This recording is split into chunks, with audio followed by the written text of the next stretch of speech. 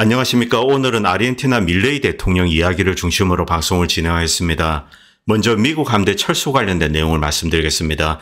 미국 함대 철수의 충격적인 이유, 아르헨티나 밀레이 1년을 버틸 수 있을까? 그리고 2024년 미국 달러 약세 전망. 먼저 미국 함대 철수 관련된 내용을 말씀드리겠습니다. 먼저 홍해에 있던 강습 상륙함 한 척이 지중해 쪽으로 빠지고, 그리고 지중해 근처에 있던 강습 상륙함 한 척은 이제 이 이탈리아나 미국 본토로 돌아온다고 합니다. 그리고 동지중해에 있던 제랄드 포드 항모는 곧바로 미국 본토로 돌아온다고 합니다. 함대가 이렇게 다 빠져나가고 있습니다. 어제 여기 관련된 내용을 좀 다루었는데 그러나 확인된 것은 없습니다. 그런데 오늘 미 해군 관계자의 발언이 나왔습니다. 굉장히 놀랄 만한 증언이 있습니다. 이것에 대해서 말씀드리겠습니다. 먼저 이 함대 철수랑 상관없이 미국과 영국 언론에서 미국과 영국이 합동으로 이렇게 이제 연합군을 만들어서 예멘을 두들겨 팬다, 이런 기사가 어제도 올라왔고 또 오늘도 올라오고 있습니다. 어제는 영국 언론에 도배가 되었는데 오늘은 미국 언론에도 이제 거론되고 있습니다. 그런데 황당합니다. 강습 상륙함이 이렇게 빠지고 해병 대원이 빠진다는 겁니다. 그리고 제랄드 포드 항모도 미국 본토로 돌아옵니다. 도대체 무엇을 가지고 예멘을 때릴 것인가? 물론 아이젠하워 함정은 지금 홍해 앞바다에 떠 있습니다. 그런데 이 아이젠하워도 언제 철수할지 모릅니다. 이 아라비아 해 쪽으로 빠져나올 가능성이 대단히 높습니다. 자, 이 표면적으로는 미국 함대가 빠져나오고 있습니다. 그런데 여기에 대해서는 이제 두 가지 해석이 있습니다. 미국 함대가 안전한 곳으로 이동한 다음에 예멘을 두들겨 팬다. 이것이 첫 번째 시나리오입니다. 두 번째는 예멘을 팬다는 것은 거짓말이다. 미국 함대는 위험해서 뒤로 빠지고 있다. 도대체 어떤 것이 진실일까요? 어쨌든 강습 상륙함도 빠져나가고 그리고 제랄드 포드 미 항모도 본토로 돌아오는 것, 이것은 확정된 사실입니다. 미국 국방부가 이미 미국 국민들 그리고 언론에 공개를 한 겁니다. 그런데 오늘 놀라운 증언이 나왔습니다. 미 해군 관계자가 이런 이야기를 했습니다. 미국인들은 직접적인 표적이 되는 것을 피하기 위해서 홍해에서 군함을 철수하고 있다. 사실상 이 후티를 저지하는 데 실패하고 후티 미사일이나 드론 공격을 피해서 군함을 빼고 있다는 겁니다. 홍해와 아덴만에 주둔하고 있는 한 미 해군 장교가 주변 장교들과 마찬가지로 미 해군이 처한 어려움을 토로를 했습니다. 우리는 홍해와 아덴만에서 항공모함 함대의 전함에 대한 이 대대적인 공격이 있을 거라는 우려 속에 빠져 있었다. 후티는 아직까지 미국 함정을 직접적으로 노리고 미사일이나 드론을 쏜 적은 없습니다. 지나다니는 화물선, 이스리 측으로 가는 화물선에 한해서 이제 이렇게 미사일과 드론을 쏘았습니다. 그러나 미국 군인들은 이러한 걱정을 계속하고 있었죠. 이런 우려 때문에 우리는 최악의 상황을 피하기 위해서 강습 상륙함을 일단 홍해 지역에서 완전히 철수하기로 결정을 했습니다. 이 강습 상륙함에는 해병대원이 한 3,000명 이상이 타고 있습니다. 이 승조원들까지 합치면 뭐 3,000 몇백 명 되겠죠. 한 방에 만약에 침몰을 하면 엄청난 인명피해가 발생합니다. 그래서 일단 뺐습니다. 일단 예멘에 대한 상륙 작전은 없다. 이것은 뭐 공식적으로 확인된 겁니다. 그리고 많은 전함이 홍해에서 철수했다. 이 강습 상륙함뿐만이 아닌 것 같습니다. 그리고 제랄드 포드 함도 동지중해 키프로스 밑에 있는데 이제 미국 본토로 돌아갈 예정입니다. 지금 떠나고 있다고 합니다. 그동안 후티 미사일 발사를 저지하기 위해서, 후티를 겁을 주기 위해서 그 앞에 이제 대규모 함대를 띄웠습니다. 그런데 후티는 여기에 굴하지 않고 계속 화물선에 미사일을 쏜 겁니다. 결국 저지하는 데 실패를 했습니다. 그런데 그 다음 어떡할 거냐.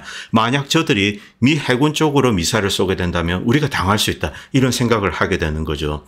그럼 지금까지 미국 군함들은 후티 미사일이나 드론을 잘 요격해 왔는가? 다음 이야기를 보시기 바랍니다.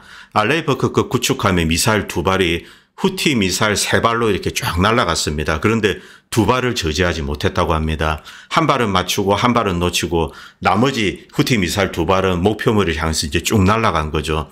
자, 이 알레이버크급 미국이 가지고 있는 대표적인 미사일 순양함 이지삼입니다. 이것도 후티가 쏘는 좀 조악한 그런 이제 크루즈 미사일 드론, 이것을 요격하는 데 실패했다는 겁니다. 언론에서 보는 것과는 달리 실제 요격률이 상당히 낮다는 겁니다. 그런데 만약에 후티가 알레이버크급 구축함을 향해서 미사일을 쏜다면 과연 어떻게 될 것인가? 이것에 대한 우려를 미 해군은 하기 시작했던 거죠. 후티 반군은 현대적인 대한 미사일 시스템을 보유하고 있으며 전쟁 역사상 처음으로 대함 탄도미사일로 선박을 공격했습니다. 당시 선박은 23노트로 이동 중이었다고 합니다. 이것이 가장 중요하다고 합니다.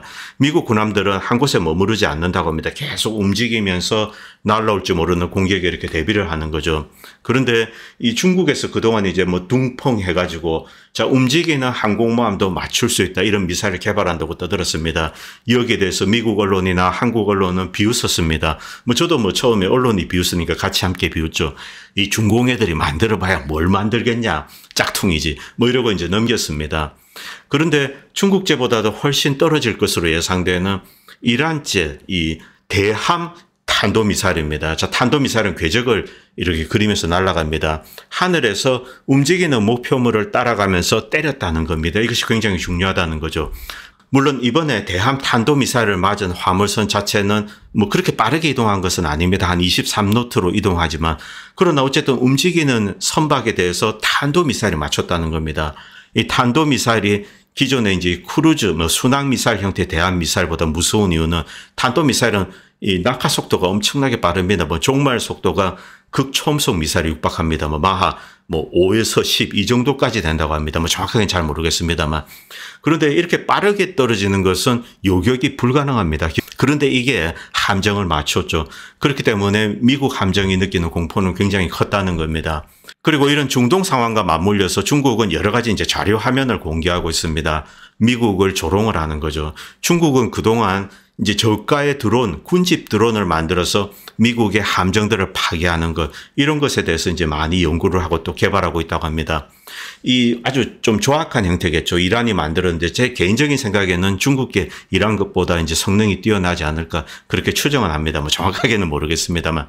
그런데 이 중국은 이런 형태의 군집 드론을 이용해서 미국 함정을 파괴할 계획을 그동안 오랫동안 수립해 왔습니다. 그리고 둥펑 같은 거는 대함 탄도미사일이죠. 움직이는 항공모함도 탄도미사일로 맞춘다. 종말 속도가 굉장히 높기 때문에 극초음속에 가깝기 때문에 미국이 요격할 수 없다. 이런 것을 이용해서 미 해군을 동진하에 남진하에서 밀어낸다. 태평양에서 밀어낸다. 이것이 이제 중국의 전략입니다. 자, 이 중국은 그리고 군집 드론을 할 때 일종의 군집 드론의 아왁스 드론을 개발했다고 합니다. 드론이 하나의 아왁스 기능을 하는 거죠. 그래서 이 군집 드론이 있으면은 그것을 지휘 통제하는 어떤 이제 AI를 탑재한 무슨 아왁스 기능을 하는 드론이 있다고 합니다. 이런 것을 개발해서 미 해군을 괴롭힐 것이다. 자, 그런데 그 아주 원시적인 버전을 이번에 이제 후티 측이 이렇게 이용을 했는데 자, 이 미국이 그것을 제대로 이제 요격을 하지 못한 겁니다. 이것은 미 해군의 위상에 엄청난 타격이고 그리고 전체적으로 미국 군사력에 대한 위상 그리고 미국 군사력은 이코로 미국 패권과 연관되어 있습니다. 그리고 달러 가치와 연관되어 있죠. 이 모든 것에 대한 어떤 큰 우려, 검은 먹구름이 되고 있는 겁니다. 그리고 지금부터는 미국 달러에 대한 이야기를 좀 드리겠습니다. 여러분들도 저하고 비슷한 생각을 하시는 분들이 많이 계시는 것으로 알고 있습니다. 그래서 군살 빼고 그냥 제 생각만 말씀드리겠습니다. 여러분도 아시겠지만 이 러시아 외환보유금 3천억 불을 미국과 서구가 이렇게 몰수한다. 몰수해서 자기들이 쓴다. 혹은 우크라이나에 준다. 이런 이야기가 거론되고 있습니다. 그런데 이것은 지난 400년 동안의 어떤 유럽의 뱅킹 시스템의 제1의 원칙, 이것을 무시하는 겁니다. 전쟁을 하는 국가라도 상대 국가의 자산은 만약에 은행에 보관되어 있다. 이것은 보장한다. 여기에 대해서는 손을 대지 않는다. 이런 면책 원칙이 1600년대부터 만들어졌습니다. 실제로 영국과 프랑스가 서로 싸우고 있을 때도 영국 은행에 있는 프랑스 자산, 프랑스 은행에 있는 영국 자산, 이들 각국이 이것을 함부로 손을 대지 않았습니다. 물론 이 원칙이 깨진 적이 있습니다. 바로 제2차 세계대전 때 미국이 일본인들, 그런데 이제 일본계 미국인들입니다. 이들의 자산을 몰수한 것 혹은 일본의 자산을 몰수한 것, 이런 사례가 사실은 최초의 자산입니다. 그 이후에도 이제 미국은 비슷한 짓을 했습니다. 지금 미국은 이 아프가니스탄의 외환 보유금을 몰수하고 돌려주고 있지 않습니다. 그리고 이란의 석유 판매 대금도 몰수하고 돌려주고 있지 않습니다. 압류한 상태죠. 그리고 베네수엘라가 영국 런던에 보관해 두고 있는 금, 이것도 영국을 시켜서 압류를 하게 합니다. 물론 아직까지 완전히 몰수한 것은 아닙니다. 몰수한다는 것은 내가 차지해서 그것을 내 마음대로 쓰는 겁니다. 그리고 러시아 외환보유금 3천억 불도 지금 압류된 상태입니다. 자, 이 미국이 이런 미친 소리를 하는 이유는 저는 이유는 잘 모르겠습니다. 이것을 가지고 러시아랑 협상을 하려고 한다. 가능한 이야기입니다만 이것은 미친 짓입니다. 왜냐하면 러시아는 미국과 서유럽의 자산, 러시아 내에 투자해둔 자산, 이것을 압류할 수 있습니다. 이렇게 된다면 일종의 이제 경제 전쟁이 벌어지게 되겠죠. 그리고 일종의 경제 냉전 체제로 들어가게 됩니다. 이 미국이 압류할 수 있는 그런 어떤 3천억 불, 이것보다도 더 많은 규모의 자산, 즉 유럽 국가들, 특히 이제 대부분이 유럽 국가들입니다. 유럽 국가들이 투자한 자산, 이것이 러시아 내에 있습니다. 엄연히 존재합니다. 자, 이것에 대해서 몰수를 하게 된다. 자, 이 세계가 새로운 경제 냉전으로 갑니다. 이것은 공산주의, 자유주의 이런 이데올로기도 아닙니다. 황당한 상황이죠. 미국이 실제로 이런 결정을 내릴지는 우리가 좀 지켜봐야 됩니다. 저는 그 가능성을 좀 낮게 보고 있습니다. 로버트 실러 교수도 이것은 미친 짓이다. 만약 이런 짓을 하게 되면은 미국과 서구의 어떤 이제 기존에 쌓아둔 뱅킹 시스템, 이것이 무너지게 된다는 겁니다. 그리고 만약 이 뱅킹 시스템 신뢰성이 무너지게 된다면 어떤 형태의 금융위기, 경제위기가 올지 모른다. 이것을 경고하고 계십니다. 너무나 당연한 이야기입니다. 그리고 전 세계적으로 달러 자산 투매가 일어나게 됩니다. 이제 미국을 믿을 수가 없는 거죠. 미국 주식 샀던데 그럼 이제 그 주식이 미국에 보관되어 있을 겁니다. 어떤 디파지토리에 보관되어 있겠죠. 그런데 미국 정부가 A씨하고 그냥 내 거 다 뺏어갑니다. 너 한국인이냐 하면서 이제 한국인 주식 모조리 몰수 이러는 겁니다. 자, 그런데 이것과 상관없이 달러가 이렇게 이제 좀 하락합니다. 일단 세계적으로 달러를 이렇게 이제 덤프하는 추세입니다. 2023년은 굉장히 혼란스러운 시기였습니다. 그래서 어떤 이제 flight to quality, 안전자산 선호, 그리고 어쨌든 지금까지는 이제 미국이 가장 안전한 마켓입니다. 유럽이 붕괴되고 있는 상황에서 상대적으로 미국이 돋보이는 거죠. 그런데 2024년은 평형을 되찾을 것으로 생각합니다. 즉 자신들이 가지고 있는 본질적인 가치로 돌아간다. 이렇게 해석하고 싶습니다. 자, 지금 세계적으로 달러를 덤프하고 있습니다. 이 달러를 덤프하는 가장 중요한 이유, 첫 번째는 달러가 부족하기 때문입니다. 73년도에 페트로달러 체제를 만들면서 이 페트로달러 체제를 유지하기 위해서는 미국은 달러 수출국이 되어야 합니다. 즉 미국은 석유를 수출해서는 안 됩니다. 오히려 석유를 수입해야 되죠. 당시 미국은 미국 내 특히 캘리포니아 같은 데 이런 유전지대 이곳을 박살을 냈습니다. 저항하는 석유 캐는 업자들 박살을 내고 다 폐쇄를 했습니다. 미국 내 석유 생산을 이렇게 확 줄이는 겁니다. 대신에 미국이 석유를 오히려 이렇게 수입을 하게 되죠. 만약 페트로달러 체제에서 미국이 석유를 수출하게 된다면 전 세계에 나가 있는 달러를 다시 미국이 빨아들이는 겁니다. 바깥 세계에는 달러 쇼티지가 발생하는 거죠. 기본적으로 미국이 기축통화국의 지위를 유지하기 위해서 그리고 페트로달러 시스템을 유지하기 위해서는 미국은 외부로 이렇게 달러를 공급하는 입장이 됩니다. 무역에서 적자를 감수해야 되고 그리고 석유 수출을 하지 말고 오히려 석유를 수입해서 그 대금으로 달러를 외부에 지급을 해야 되는 거죠.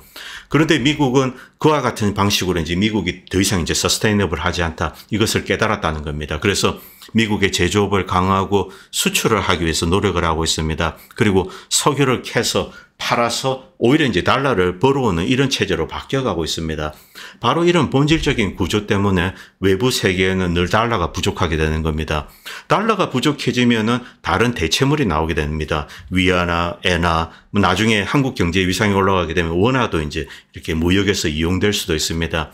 이것은 너무나 자연스러운 겁니다. 그리고 이런 흐름에 묻어가게 되면 결국 미국 달러 가치도 이제 자신의 본질적인 제자리로 돌아가게 되는 거죠. 물론 이것은 이론적인 겁니다. 그리고 중국과 러시아는 이 탈달러를 선언했습니다. 브릭스도 탈달러를 선언했습니다. 이들이 탈달러를 선언하는 데 가장 중요한 이유는 미국이 달러 공급국의 지위를 유지하지 않기 때문입니다. 바로 그런 이유로 달러 쇼티지가 발생하기 때문에 다른 어떤 교역 대체제를 찾는 겁니다. 이것은 너무나 자연스러운 겁니다. 자, 그런데 멕시코에서 재밌는 일이 있습니다. 많은 미국인들 이 멕시코에 놀러 가십니다. 미국인들이 멕시코 놀러 가면은 그냥 US 달러 주면은 가게에서 뭐든지 살 수 있습니다. 음식도 먹을 수 있습니다. 그런데 작년부터 이게 조금 이상하다. 이 달러를 받지 않는다. 페소로 달라고 한다. 이런 이야기를 하고 있습니다. 자, 그리고 이것이 이제 달러 가치 현황입니다. 최근 3년도입니다. 현재 달러 가치가 한 이 정도 있습니다. 2023년, 2022년 하반기 때 뭐 로우전이 그리고 이제 유가 폭등 뭐 이런 거 여러 가지 이유로 달러가 급등했습니다. 이때 이 플라이트 퀄리티가 극심했습니다. 특히 유럽 내 문제가 심각했죠. 그러다가 어느 정도 제자리를 찾아왔습니다. 자, 그런데 달러 가치가 2024년에는 본격적으로 원래 이제 본질적인 가치로 돌아가지 않겠는가. 즉 달러 내에 있는 거품이 좀 꺼질 것이다. 이렇게 많은 사람들이 예측하고 있고 저도 여기에 동의하고 있습니다. 저는 올해 2024년은 2001년과 비슷하지 않나 그렇게 생각하고 있습니다. 미국 주식시장에도 엄청난 버블이 있습니다. 그리고 이제 빅 11, 뭐 엔비디아, 뭐 테슬라 이런 데 이제 엄청난 버블이 있습니다. 자, 그런데 2001년 1월부터 본격적으로 버블이 붕괴되기 시작했습니다. 그리고 달러 가치도 역시 함께 조정을 받기 시작했습니다. 꽤 긴 기간 동안 이제 달러가 이렇게 쭉 흘러내리고 있습니다. 달러가 여기 있으면은 한 2010년도까지 쭉 길게 흘러내렸죠. 아마 이 올해도 달러가 이제 점진적으로 하락하지 않을까 여기에 좀 베팅하고 싶습니다. 그리고 이것은 블룸버그에 올라온 기사입니다. 이 달러의 위상이 축소되고 있다. 즉 외부 세계에서 글로벌 사우스에서 달러 이외의 화폐로 이렇게 무역을 하거나 혹은 이제 리저브 커런시로 이용을 하는 겁니다. 뭐 엔화라든가 위안화라든가 이런 것을 이용해서 자신의 부를 이렇게 이제 보관해 두는 거죠. 예전에는 US 달러 자산을 사서 이렇게 보관해 두었는데 이제 엔화 자산이나 위안화 자산을 이용한다는 겁니다. 이것은 세계적인 대세라는 겁니다. 그리고 자연스러운 흐름입니다. 그리고 이제부터 아르헨티나 밀레이 대통령에 대한 이야기를 좀 드리겠습니다. 자, 이 밀레이 대통령은 시장 경제 그리고 뭐 자유시장 이런 데 대한 정치 철학을 가지고 있습니다. 이것을 팔아서 대통령 이제 권좌에 올랐습니다. 아르헨티나 정치의 문제는 자, 이 어떤 좌파 정치인이 들었으면 경제를 완전히 망칩니다. 그러다가 극단적인 정반대 극우적인 정치인이 등장합니다. 또 경제를 완전히 망칩니다. 또 국민들은 여기에 분노를 터뜨리고 또 극단적인 좌파 쪽으로 선택을 합니다. 자, 이게 왔다 갔다 하면서 아르헨티나 경제는 계속 골마 들어왔습니다. 이런 극단적인 움직임, 이것은 아르헨티나 국민성과 좀 연관이 되어 있다 이런 이야기를 하고 있습니다. 뭐 저는 아르헨티나 사람들을 잘 몰라서 이제 제가 판단할 수 있는 문제는 아니죠. 이번에 이 아르헨티나 역시 똑같습니다. 자, 이 트럼프 대통령일 때 친미 정권이 이제 우파 정권이 들었었습니다. 자, 이때 이제 경제가 폭망하게 됩니다. 그리고 좌파로 넘어갑니다. 이게 다시 이제 하비에르 밀레이로 돌아온 겁니다. 그런데 하비에르 밀레이는 극단적인 이야기를 하고 있습니다.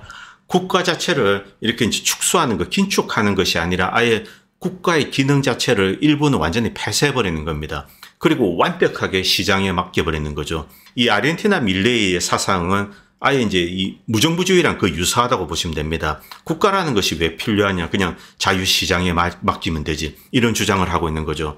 이것은 정통적인 국가주의적 우파 자유시장 혹은 이제 자유경제론자 이런 정치 철학과 상관이 없는 겁니다. 많은 사람들이 이 부분을 오해를 하고 있습니다. 하베르 밀레이는 우파 정치인이다. 그리고 이제 자유주의 정치인, 그리고 자유시장을 존중한다. 시장의 펑션을 인정한다. 이렇게 이야기를 하고 있습니다. 그러나 이것은 대단히 잘못된 겁니다. 이 국가 안에서 그런 시스템이 유지가 되어야 된다는 겁니다. 국가가 무너지게 되면은 글자 그대로 한 국가에 있는 이 경제는 외부 세계에 완벽하게 노출이 됩니다. 어떤 형태로 노출이 될까요? 먹잇감으로 노출이 되는 겁니다. 밖에 나가면은 자유시장 그리고 이 자유를 존중하고 트러스트 신뢰를 가지고 있는 비즈니스맨들이 존재하지 않는다는 겁니다. 물론 내부에 있는 사람들은 이 국가라는 울타리를 규제다 이렇게 받아들일 수는 있습니다. 그러나 국가라는 울타리는 명백하게 보호막입니다. 그것을 허물게 되면은 여러분들이 맞닥뜨리는 것은 늑대입니다. 늑대. 이리떼들이 기다리고 있는 겁니다. 자, 이 하베르 밀레이 주변에 골 때리는 사람들 많이 있습니다. 나치도 있습니다. 웃기죠. 자, 그리고 이제 아르헨티나는 물론 이제 독일 나치랑 연관 관계가 많습니다. 그리고 밀레이가 들어서자마자 국민들이 기대했던 것과는 정반대의 정책을 하고 있습니다. 이것이 중요합니다. 밀레이를 찍은 사람들은 이런 생각을 했습니다. 야, 이제 아르헨티나 페소는 없어진다. 그리고 미국 달러를 쓴다.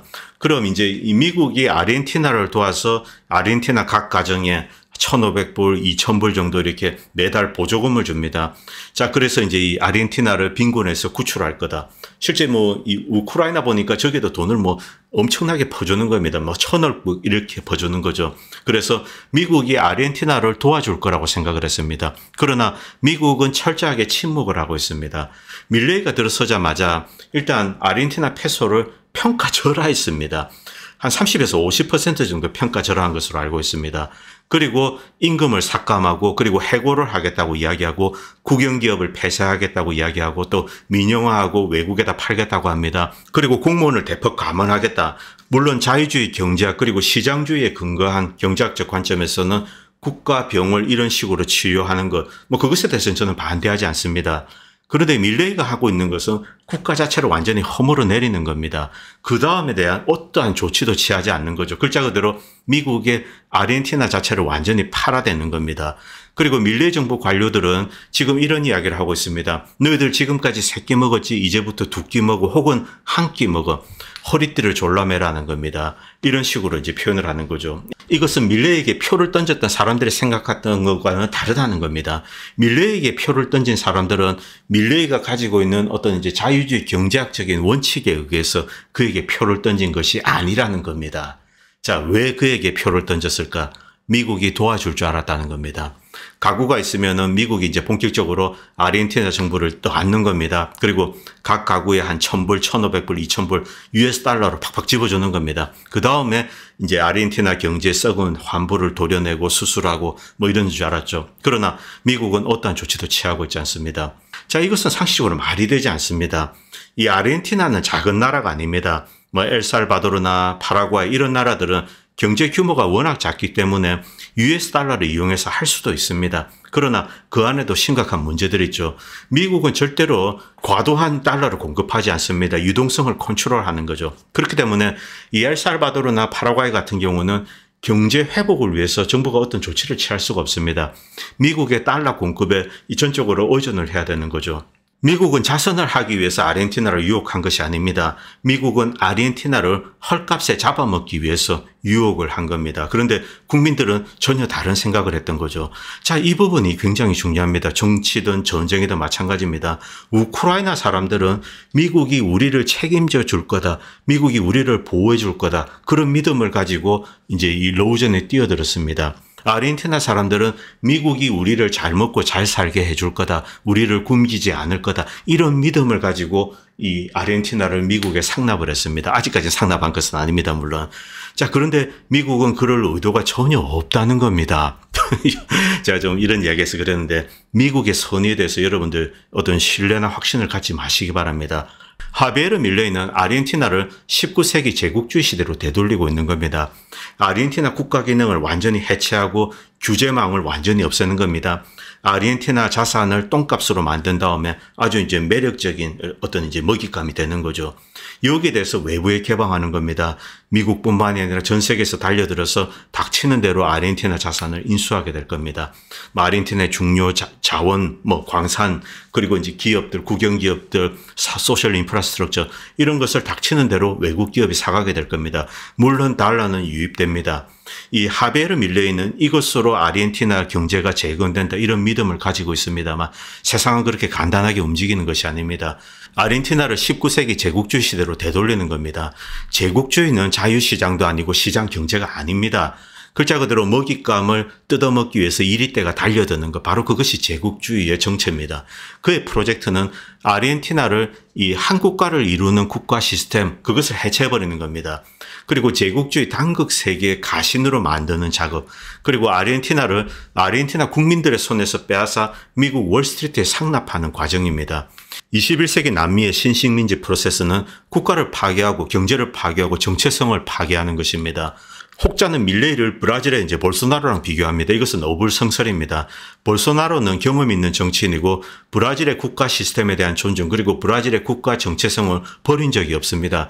밀레이 머릿속엔 그런 것은 존재하지 않습니다. 밀레이는 월드 이코노믹 포럼 I입니다. 자, 이 월드 이코노믹 포럼, 이 국가적인 정체성을 없애는 것을 목적으로 하고 있습니다. 그리고 한 국가의 국가적인 틀을 완전히 파괴한 다음에 A라는 국가를 세계 시장에 완전히 던져버리는 겁니다. 그리고 이 글로벌리스트, 이 글로벌 금권 세력들이 그 국가를 완전히 이제 독식을 하는 겁니다. 글자 그대로 한 국가를 찢어발겨서 나누어 갖는 겁니다. 세계인들이 나누어 갖는 게 아닙니다. 세계를 지배하고 있는 금권 세력들이 나누어 갖는 거죠. 밀레이는 아르헨티나인, 아르헨티나 노동자, 아르헨티나 비즈니스맨, 사업가들, 그리고 아르헨티나 농민들에 대항하고 다국적 곡물회사 그리고 다국적 자원기업 그리고 뭐 금융자본들 금권 세력들 이들의 아르헨티나를 헐값으로 넘기려고 하고 있는 겁니다. 물론 아르헨티나 전역에서는 지금 이렇게 시위가 일어나고 있습니다. 곳곳에서 이제 대규모 시위가 일어나고 있는데 제 개인적인 생각에는 이 밀레이는 1년을 못 버틸 것 같습니다. 이것은 아르헨티나 국민선거와도 좀 연관이 되어 있습니다. 이것은 아르헨티나 국민선거와도 연관되어 있습니다. 이 밀레이를 선택하지 않았던 사람들, 이제 좌파단체들, 농민단체, 노동자단체들은 당연히 밀레이에 결사 반대하고 있습니다. 노조들은 반대하겠죠. 그런데 밀레이에 표를 던졌던 세력들은 아니 도대체 약속했던 US 달러가 왜 입금이 안 돼? 미국은 왜 아르헨티나에 달러 유동성을 공급하지 않아? 이렇게 생각하는 겁니다. 미국은 야 미쳤어 내가 너희들에게 달러를 주게. 너희들 자산을 헐값으로 만들어. 그러면 이제 우리가 인수하러 들어갈게. 그것이 아르헨티나를 살리는 길이야. 이렇게 이야기하고 밀레이는 그 월가의 이야기를 받아서 국민들에게 하는 겁니다. 그러나 아르헨티나 국민들은 미국이 경제적으로 와서 도와줄 거라고 생각을 한 거죠. 달러 유동성을 공급해 줄 거라고 믿었던 겁니다. 밀레이 제 개인적인 생각에는 밀레이의 뜻대로 되지 않을 겁니다. 이런 것은 이 국민들 정서상 맞지도 않고 또 밀레이에게 표를 던졌던 사람들도 이제 등을 돌리기 시작하는 거죠. 광대극으로 소요 사태가 일어나고 1년 안에 정부가 무너지지 않을까 저는 그렇게 생각하고 있습니다. 자, 지금 이 미국이 아르헨티나에 하고 있는 짓, 사실 이 대출은 2018년도에 있었습니다. 미국이 무려 570억 불 정도를 대출을 해줍니다. 이것은 당시 아르헨티나 경제 능력으로서는 갚을 수가 없습니다. 일종의 약탈적인 대출입니다. 제가 지난번도 말씀드렸지만 그 US 달러가 아르헨티나로 들어옵니다. 이때 아르헨티나의 지배계급은 아르헨티나 자산을 이제 US 달러로 바꿉니다. 이 달러는 고스란히 이렇게 플로리다 쪽으로 빠져나갑니다. 마이애미 쪽으로 빠져나가는 거죠.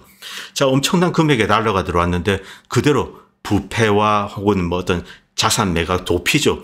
그래서 달러가 쫙 빠져나갑니다. 2018년 570억 불 대출 이 중에 한 3분의 1 정도가 그대로 이렇게 이 플로리다 쪽으로 빠져나간 거죠. 미국은 당연히 역시 개구멍을 연 겁니다. 아르헨티나로 들어오는 이제 달러를 이렇게 플로리다 쪽으로 오게 해주는 거죠. 자, 이와 같은 방식으로 아르헨티나를 무너뜨리는 겁니다. 이 사진을 잠깐 보시기 바랍니다. 미국은 어떤 방식으로 아메리카 인디언들을 결국은 굴복시켰을까? 1873년에 미국은 150만 마리의 버팔로를 잡아 죽입니다. 고기가 필요해서가 아닙니다. 무조건 이제 버팔로만 보면 다 쏴 죽이는 겁니다. 150만 마리의 버팔로가 사라집니다. 아메리카 인디언들은 굶주리게 됩니다. 물론 미국은 그 이전에 아메리칸 인디언들을 많이 학살했습니다. 그런데 아무리 학살한다고 하더라도 다 없앨 수는 없습니다. 결국 이들을 이렇게 이제 노예로 만들기 위해서 버팔로로 다 때려잡는 겁니다. 이제 버팔로가 없으니까 아메리칸 인디언들은 굶주리게 되는 거죠. 이때 미국 정부가 인디언 보호구역 같은 걸 만들고 이제 이들을 들어오게 합니다. 그 다음에 식량을 주는 거죠. 이런 식으로 이 아메리카인들을 완벽하게 이렇게 노예로 만들고 이 고립시키는 겁니다. 바로 이와 똑같은 프로세스를 지금 아르헨티나에 하고 있는 겁니다. 그리고 이 차트 잠깐 보시기 바랍니다. 위에 상위 1% 되어 있는데 아닙니다. 10%입니다. 미국 내 10명 중에 1명 상위 10%입니다. 이들이 미국 내 전체 주식 자산, 기업이 있으면 그 지분이 있겠죠. 비상장도 포함됩니다. 이 지분의 92.5%를 들고 있습니다. 미국 국민들 10명 중에 1명이 주식이라는 것을 들고 있다고 보시면 됩니다.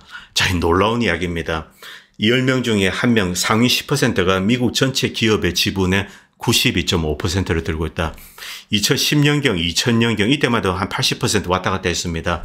빈부격차가 점점 더 확대되었다. 이렇게 해석할 수 있습니다.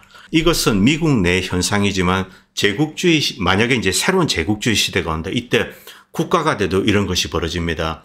그런데 국가 간에 이런 것이 벌어진다. 즉 미국이 전 세계 나라에 있는 기업들의 지분 예를 들면은 한 90%를 점유하고 있다. 그런데 미국 국민들은 여기에 대한 어떠한 접근권이 없습니다.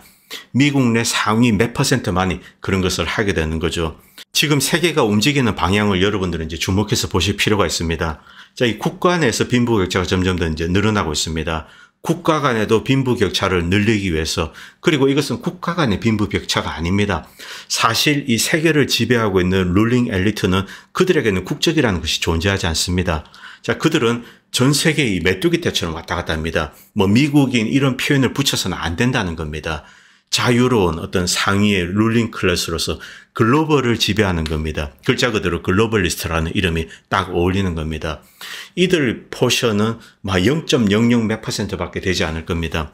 이들이 세계 전체를 소유하기 위해서 그 방향으로 한 국가 내가 움직이고 그리고 각 국가별로 이렇게 움직이는 겁니다. 아르헨티나 하비에르 밀레이 같은 경우는 자 국가 안에 대통령이라는 자가 월드 이코노믹 포럼 뭐 이런데 하수인으로서 와가지고 국가 자체를 완전히 해체합니다. 그 다음 국가 내 핵심 자산을 카길이라든가 뭐 스미또 뭐 이런 데 이제 팔아치우는 거죠. 바로 그 역할을 하는 하수인이 하비에르 밀레이입니다. 이런 인물은 1년을 버틸 수가 없습니다. 오늘 방송은 여기까지 하겠습니다.